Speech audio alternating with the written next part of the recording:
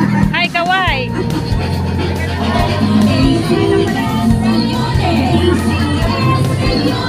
Mga bisis, pili na kayo ng mga AC.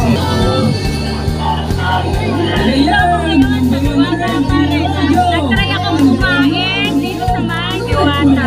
Kasi ano nakaraan pa gusto kong kumain para malaman kung anong lasa eh.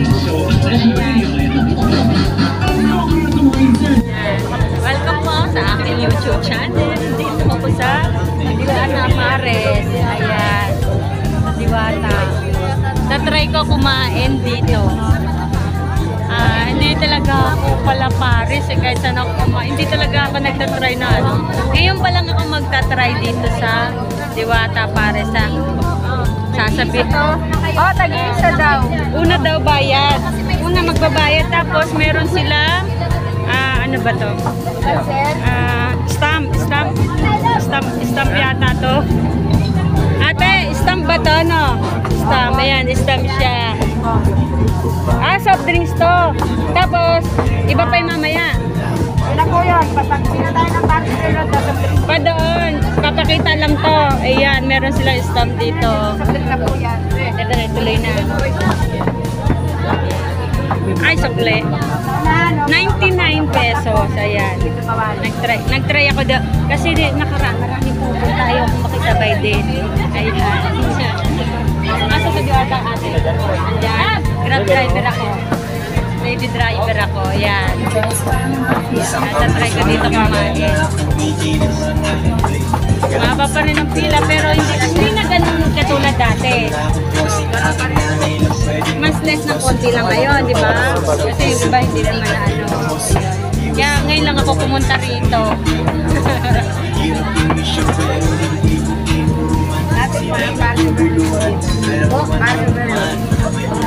Pero atin na sa lalabas yan. Ngayon hindi. Ayun, hindi daw lalabas si Diwata.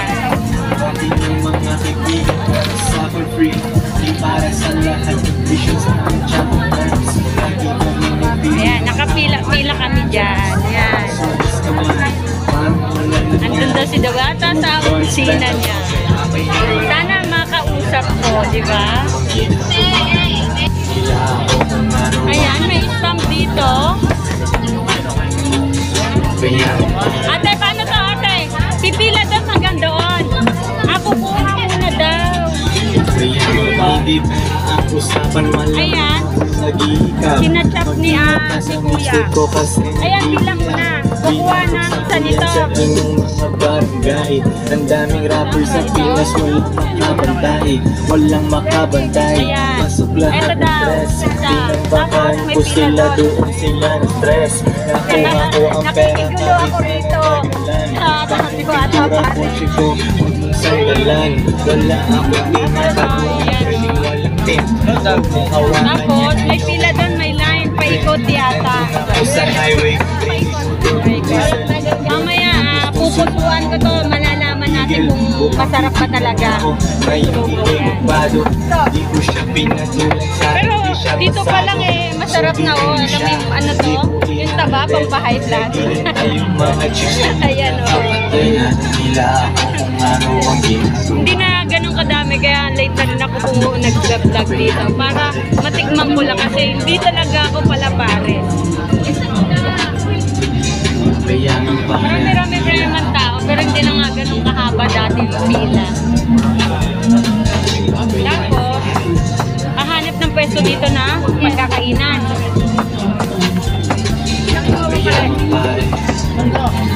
Dalawa sa'yo? Ayan po, first step, kukuha ng karne. Sunod tayo dito. Sunod yata ay rice yata. Rice.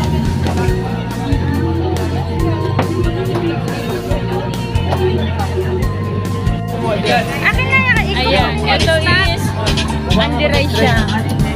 So, istab muna para makita yung kanin. Andy rice siya.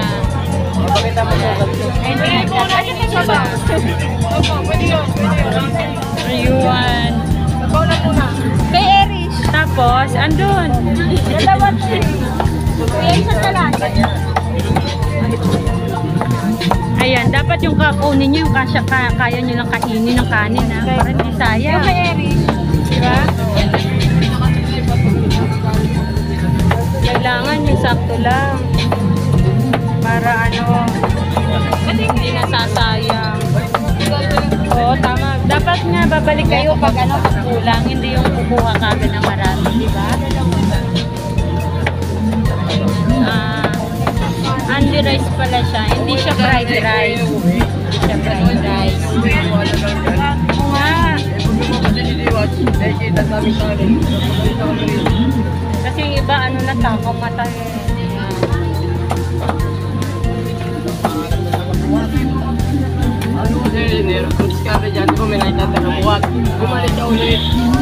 Oh, ano to? Saan to kuya? Saan to stand? Sa soft drinks natin. Sa soft drinks to. Ayan, sa soft drinks daw. Ayan. Kuya, isa lang kuya. Ayan, isang kanin lang ako. Siyempre pag kulang, babalik na lang kaysa naman masayang. Iba nga po siya nagagalit eh. Yun ang problema. Ayan. Ayan. Meron na akong rice and ay, siya. And then next po ay dito sa soup. Sa sabaw. Di talaga. Ayan. Ano to kuya? Hinahalo. Hinahalo rito. O sige, pasunin mo ako. Mahal ang bayad sa akin pag napaso. Ayan. Okay. May titikman natin kung ano sa nagalasa ng pares. Saan na tayo? 99. Ito isang Mountain Dew, isang kanin, under rice to. Tapos itong tawag dito, yung pares. Dati kasi sa mga Grab driver, sinasabi nila na sila kumakain sa Jokno. Di ba, alam ko hindi pa sikat ko si Diwata, yung mga ka-Grab namin is dito talaga kumakain sa sa Jokno. Kasi syempre, ano yan, karamihan sa mga kumakain kay Diwata, yun ang nababasa ko sa grupo namin. Kasi doon sila natutulog sa Jokno, yung mga karamihan ng mga Grab driver. Kasi ano yan presyong masa siya. Syempre, pag mga Grab driver, doon yan naghahanap sa mura na pagkain kaya ngayon, ito try ko kung ano talaga yung lasa ng pagkain ng pares ni Diwata. Mamaya malaman natin kung ano talaga lasa. Madam, ano po masasabi nyo sa pagkain? Ha? Masarap pagkain ni Diwata. Masarap. Yung sabaw? Okay naman. Ikaw kuya, ano? Ha? Masarap. Ikaw ate, sumasama sa vlog? Ano? Kamusta? Okay lang. Ako kasi, yun nga, hindi ako palakain ng pares. Sa sabaw is 100% masarap. Pinakain ko ha. Pero dito sa may, ano ba ito tayo? Yung bulaklak is medyo mapait. Nasunog daw, sabi niya. Nasunog kaya mapait. Pero sa sabaw talaga is 100%. Totoong masarap yung sabaw. Lalo na siguro pag nakainom ka ng alak. Kaya siguro yung mga kapwa driver ko dyan, kaya pala tumatambay sa Jokno nun pag sinasabi, nasan kayo? Nasa Jokno, nakatambay. Siguro kaya nakatambay kasi kumakain nga ng pares. Kasi yan talaga ang tambayan ng mga Grab driver, yung Jokno. Kasi may libreng paliguan dyan Alam mo yung mga kwento nating mga ka-Grab din. Siyempre, alam natin yan Grab driver tayo. Alam mo yung mga Grab driver.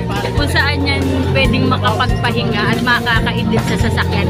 Umiidlip yan. Lalo na kung may pagkain nga doon sa katabi na mura lang. Kaya, naging suki rin ng, alam ko yung mga kapwa natin driver na dito sa pwesto sa Jokno. Ayun, masarap siya. Yung soup, yung sabaw niya. Ano talaga, alam mo sa ating mga driver lalo na yung mga, siyempre hindi naman lahat ng Grab driver is mapepera. Naghahanap din ng budget meal yan, isa na ako doon. Hindi lang pwede yung mga maseselan hindi pwede yung maarte sa pagkain. Pag maarte ka sa pagkain, huwag ka pumunta rito. Oo. I-enjoy ko muna yung aking pagkain.